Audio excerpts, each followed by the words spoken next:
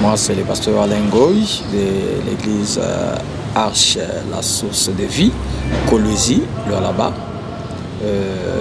Merci, messieurs les journalistes. Je crois qu'aujourd'hui, je voudrais un peu partager avec le peuple de Dieu sur ce que nous appelons la faveur divine. Le mot même faveur veut simplement dire quelque chose que nous n'avons pas mérité et le Seigneur nous l'accorde. Ça peut être une chose, ça peut être une grâce, ça peut être un avantage quelconque, une stabilité, un accroissement surnaturel, une bénédiction peut venir au travers d'une faveur ou l'élévation, une promotion. Donc la faveur divine, c'est pas quelque chose que nous demandons ou nous le méritons. C'est quelque chose que Dieu lui-même, par sa magnificence, par son amour, il peut nous l'accorder. J'ai toujours aimé l'histoire qui se trouve dans la Bible, dans les livres d'Esther, chapitre 3, à partir du 1er verset au 7e verset. Je vais lire encore, je peux donner ceux qui nous suivent en cette journée. Dans les livres d'Esther, chapitre 6, 1 à 3, vous pouvez même lire 8 à 16. Et lorsque, Esther 8, 1 à 16, lorsque nous allons voir dans la Bible, lorsqu'on parle de la faveur divine, la Bible nous montre l'histoire d'un peuple qu'on a appelé le peuple juif, l'histoire d'une dame, d'une femme qui est devenue, à qui Dieu a fait grâce pour qu'elle puisse s'occuper des rangs élevés en dignité, et cette femme s'est retrouvée, peu importe sa pauvreté, peu importe les statuts de la famille dans laquelle elle est sortie. D'abord, elle était esclave.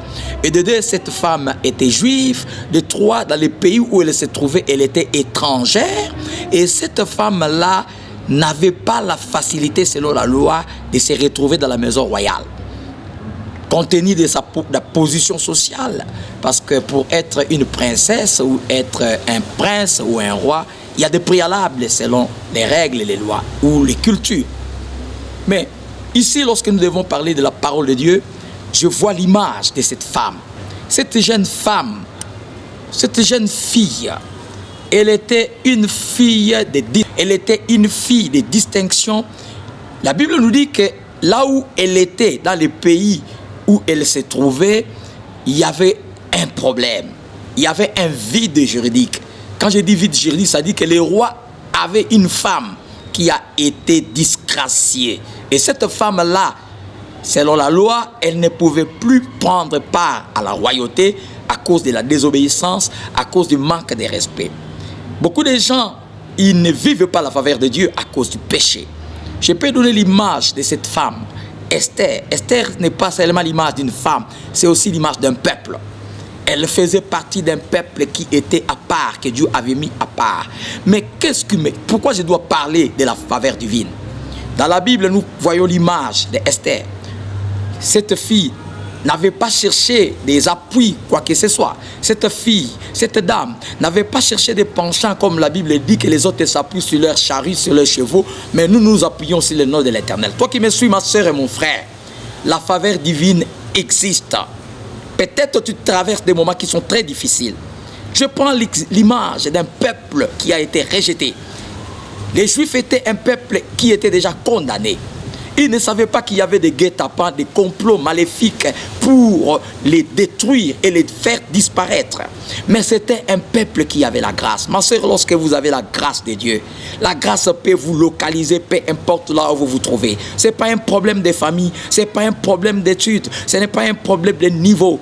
La grâce peut ramasser qui n'importe où les placer là où les gens ne s'entendaient pas. Quand la grâce, ma soeur, vient, c'est au moment où les autres sont disgraciés. La grâce peut venir au moment où les autres vous ignorent. Au moment où les autres vous minimisent, Dieu peut vous faire distinguer. Là où les autres qui pouvaient avoir des qualifications, des compétences, peuvent échouer. Dieu peut vous placer là où il veut. La faveur de Dieu ne choisit pas la peau, ne choisit pas la couleur. Laissez-moi vous dire l'image de cet homme de Mardochée qui travaillait à la porte de protocole dans la maison royale. Cet homme méritait de grandes distinctions, mais il était étouffé. La grâce de Dieu peut te chercher même là où on t'a étouffé. Là où on t'a mis des bâtons en roue, dans les roues. Moi, je suis en train de te dire, Dieu est capable d'enlever les roues comme il l'avait fait devant Pharaon avec son armée. Bien aimé, il y a des moments, Dieu peut vous mettre dans une condition difficile, mais dans cette condition, c'est juste une école. Dieu peut vous mettre avec des gens avec qui vous pouvez rigoler, mais vous ne savez pas que ces gens vous cherchent du mal. Mais Dieu, quand il y a quelqu'un qui a la faveur de Dieu, même si vous les détestez, même si vous les rejetez, Dieu va les ramasser. Je me rappelle, Mardochée était à la porte. Il a fallu que Esther, qui était sa nièce, puisse intervenir, mais malheureusement, la grâce n'a pas besoin d'intimité, la grâce n'a pas besoin de limites, la grâce peut entrer là où il n'y a pas de porte. Souvenez-vous de celui qu'on appelle Mephibosheth. Il était perclus de pied, il était à l'eau de bar, mais la grâce est allée le chercher. Je suis en train de te dire, toi qui me suis pendant ces moments, tu peux être au travail là où tu es, ne pleure pas. Tu peux être dans les mariages là où tu es. Ne pleure pas. La grâce peut te retrouver. Même toi qui n'as pas le mariage. Je suis en train de te dire, Dieu peut faire quitter quelqu'un d'un autre pays juste pour venir seulement implanter sa société juste à cause de toi. La faveur de Dieu te localise. C'est à ce moment que je te parle. En tant que serviteur de Dieu, la faveur de Dieu ne regarde pas la couleur. La faveur de Dieu, quand elle vient, même la loi, là où ça pouvait te limiter, te réclamer. Les Juifs étaient condamnés. Mais la Bible dit, même la femme de Aman a dit que si cet homme est de la race des Juifs, mon mari, vous ne pouvez rien contre lui. Donc la grâce te localise là où tu me suis. Que Dieu te bénisse. Que Dieu te bénisse. Moi, c'est le pasteur Alain Goy. Et au travers de ces petits messages, que le Seigneur te restaure. Que le Seigneur te positionne. Que le Seigneur te localise. Là où il y a des portes fermées, là où il y a des blocages, que le Seigneur vous bénisse.